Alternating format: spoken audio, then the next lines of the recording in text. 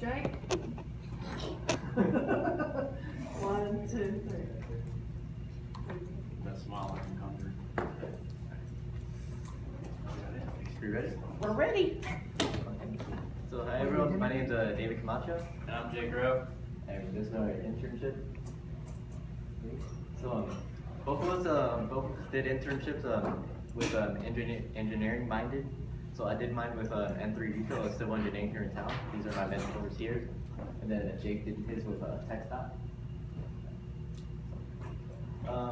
Prior to the internship, I had already had some experience with some of the things that I learned throughout, some like CADing, computer-assisted drafting, just general things through engineering classes here. Not quite to the level that they do it, but I did have some knowledge in it. And so once I went there, and I got past the formalities, like getting to know each other, like the amount of work they do and the amount of detail that they put into it is like crazy. For my internship, they had me develop a piece of land near Crockett. So they gave me this project, and it was two points. View it like an engineer, like a civil engineer. How are you going to set up the water, the sewage, how are you going to divide the land, and then view it as a real estate developer. How much money can I get out of this? How can I maximize my profit? So, for the first part was platting. So platting is when you plot out a piece of land, especially for construction purposes. So it was just one big piece at first, and when I got it, I had to divide it out into different sizes depending on city ordinances. So right here, Crockett is like right here, and this is the piece of land that I was working with. And compared to the other ones, it's way bigger, so that's why I had to divide it out. So these are some of my first tries at the AutoCAD. It went from doing like a simple rectangle and even trying to get that curve in there. It was crazy hard, because it's not, you don't go by degrees, like 90 degrees, 45 degrees. You go by like bearings and latitudes, which is a whole different thing.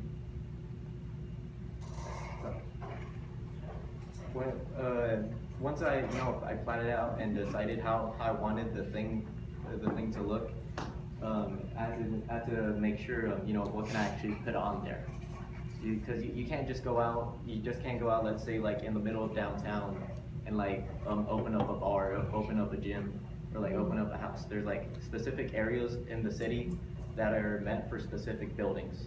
So in this general area, it was meant as a single family residence. So that means I could do just one building meant for a single family. So I couldn't have like apartments or duplexes or stuff like that. And 2 stories was generally accepted, but in that neighborhood specifically, it wasn't the norm.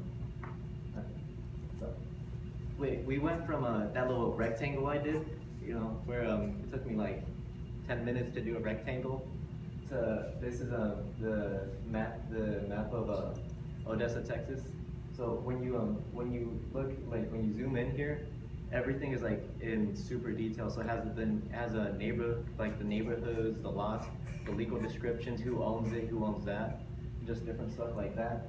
So the amount of work that that the city engineers do and civil engineering firms do is like crazy.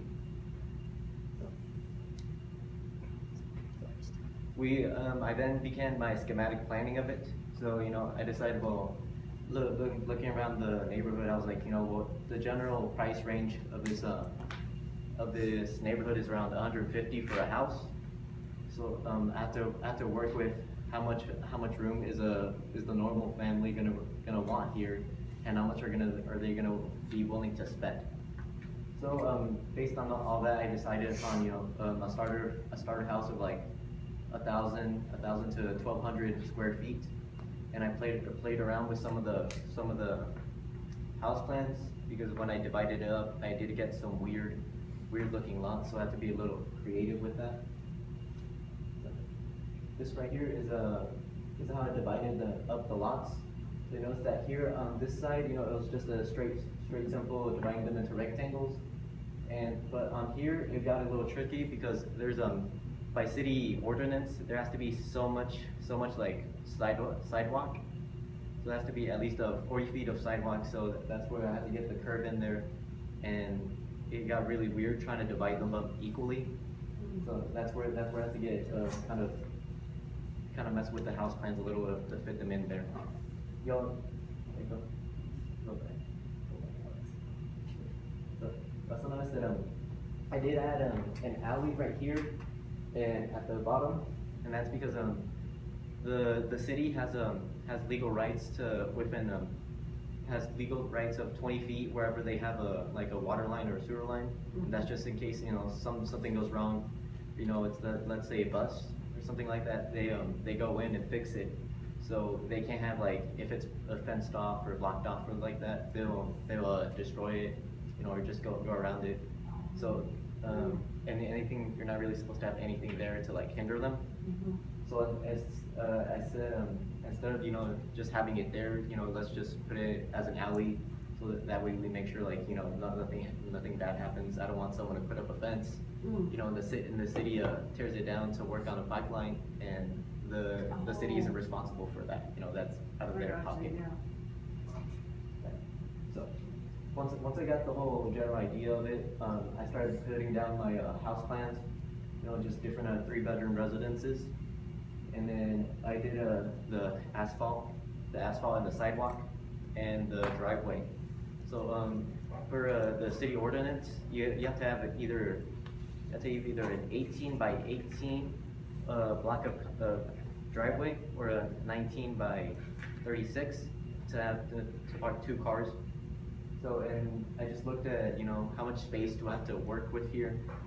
How much space do I have to work with here, and how can I fit that in here? So I decided just on a regular 18 by 18 driveway, it'll be just best. It won't take up too much space, and it won't take up too much space on that. And then if you notice, I don't know if y'all can see, but there's these dashed lines around some of these houses, and those are building setbacks. So it's city law that you can't have a building within 25 feet of the sidewalk. You can have maybe decorations or stuff like that, but you can't have a freestanding building there, and you also can't have you can't have a building within 5 feet of the sides of the property. So that limits how much space you have to actually work with on a building. And then this is just the different dimensions of the things I did. I'll show you the max dimensions of the houses, the dimensions of the driveway, the curb, the sidewalk, and the approaches. So on an approach, when you go up to a driveway, how it kind of levels up to it. So you have to do that specific. You have to do that specific way, and there's minimums to what each part of it. There's minimums of how long it has to be. For going into a driveway. Yeah, going into a driveway. Oh my heavens. No, there's regulations for almost everything on trying to build it. So I worked with it. They showed me well, this is generally what's done here, and this is the length that's required. So once I figured out well, this is where my houses are going to be, this is where my driveways are going to be, and all that, I have to figure out, well, these houses are going to need water, they're going to need a sewage line, so electricity, different stuff like that. So I went out to a general information sheet. It's a GIS map, and it shows you a whole bunch of different things about a neighborhood. So I'll show you where the sewer lines, the water lines are, where electric poles are, where the police are, what zone. Before you build. Yeah, before. You can see all that. Yeah, you can see all that. And I'll show you what voting district you are, what ECISD school district you are. So it shows you a whole bunch of information, which is really convenient to have on hand, especially if you're gonna deal with flood zones and stuff like that.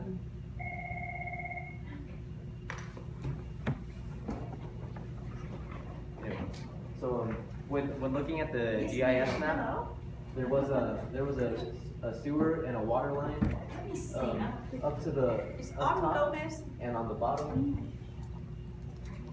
Up top and on the bottom. So we decided, well, I'll just connect the top one to the bottom one to the alley.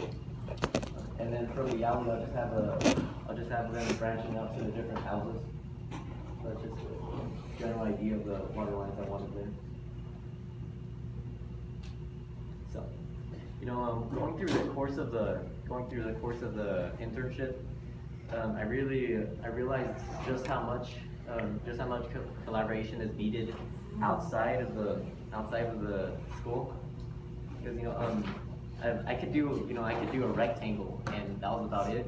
But these city engineers, they did that whole map, which is not just Odessa, but it's West Odessa and kind of to the north area, if you were the different areas like that to like amazing detail.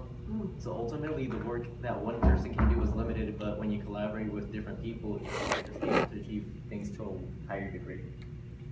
So, not only that, I did want to extend my thanks out to them because they let me play around with like a program that was $10,000. They let me play around with a printer that was $10,000. A little Tremble, which is a GPS unit. It puts dots on the earth so you can mess with it on the program. That was $50,000, just general stuff like that. They Things were trusted you. expensive. Yeah. So, they gave me that, they trusted me to be able to handle it. So, okay.